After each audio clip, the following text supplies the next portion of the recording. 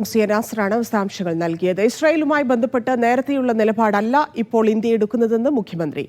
UN പ്രമേയത്തിന് അനുകൂലമായി നിൽക്കാൻ ഇന്ത്യക്ക് കഴിഞ്ഞില്ല. ഇസ്രായേലിലെ സൈനിസത്തിന്റെ ഇരട്ടയാണ് RSS. അമേരിക്കയുടെ പിന്തുണയുള്ളതുകൊണ്ട് എന്തും കാണിക്കാമെന്നാണ് ഇസ്രായേൽ കരുതുന്നതെന്നും മുഖ്യമന്ത്രി പറഞ്ഞു. ഇസ്രായേലുമായി ഒരു ബന്ധവുമില്ലാത്തവരായിരുന്നു നമ്മൾ. നമ്മുടെ പാസ്പോർട്ടുകളിൽ ഇസ്രായേലിലേക്ക് പോകാൻ അനുമതിയില്ല എന്ന് നേരത്തെ അടയാളപ്പെടുത്തുമായിരുന്നു. അതായിരുന്നു നമ്മുടെ ബന്ധം. സ്വാതന്ത്ര്യാനന്തര ഇന്ത്യ പൂർണ്ണമായി പാലസ്തീനോടൊപ്പമായിരുന്നു.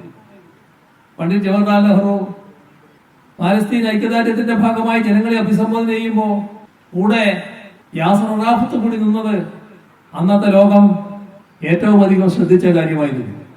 ആരാ മാറ്റിയതാ നയം? പിന്നീട് ബി.ജെ.പിക്ക് നേതൃത്വം കൊടുക്കുന്ന RSS ഇസ്രായേലിലെ സയനിസ്റ്റിന്റെ ഇരട്ട സഹോദരനാണ്. അവർ തമ്മിൽ ആ തരത്തിലൊരു ബന്ധമാണ്. കോൺഗ്രസ് തുറന്ന വഴിയിൽ നല്ലതുപോലെ ബി.ജെ.പി സഞ്ചരിക്കുന്നു. ഇപ്പോ വലിയ തോതിൽ ആയുധം ഇസ്രായേലിൽ നിന്ന് നാം വാങ്ങിക്കുന്നു.